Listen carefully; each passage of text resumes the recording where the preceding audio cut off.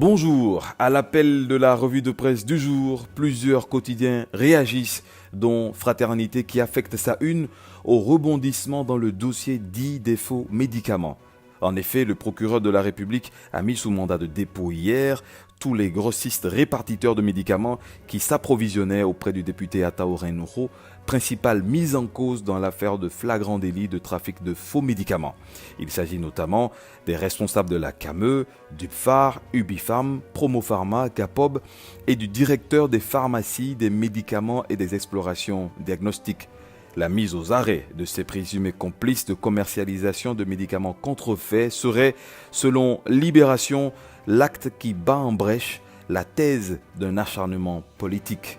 Le Conseil national des chargeurs du Bénin, passé au peigne fin par les enquêteurs de la brigade économique et financière qui soupçonnent plusieurs cadres de la société de malversation, constate Émergence Info. L'ancien directeur général, le président du conseil d'administration et le comptable seront justement présentés au procureur ce matin d'après le Béninois libéré. Ailleurs, c'est l'opposition au régime du président Patrice Talon qui se fait menaçante. Pour le matin, les forces Cori pour un Bénin émergent d'une part et la société civile d'autre part ne rateraient aucune occasion pour dévoiler à l'opinion publique leurs griefs. Elles aussi n'ont pas manqué de se faire entendre malgré le dispositif sécuritaire mis en place pour les dissuader d'atteindre le palais de la Marina.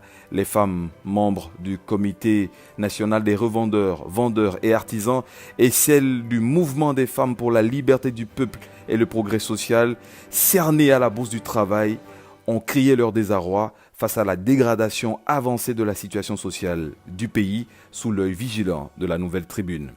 Pêle-mêle enfin, le matinal relaie la décision de la Cour constitutionnelle qui se déclare incompétente par rapport au recours contre les sanctions à l'encontre du capitaine Trekpo. Matin Libre qui fait paraître en exclusivité la dernière mouture de la loi sur le numérique avant sa promulgation par le chef de l'État.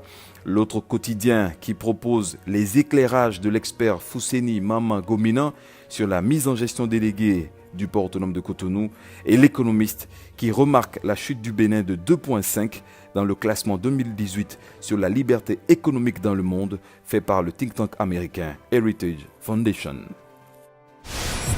Pour chacune de vos occasions, il y aura toujours une Mercedes.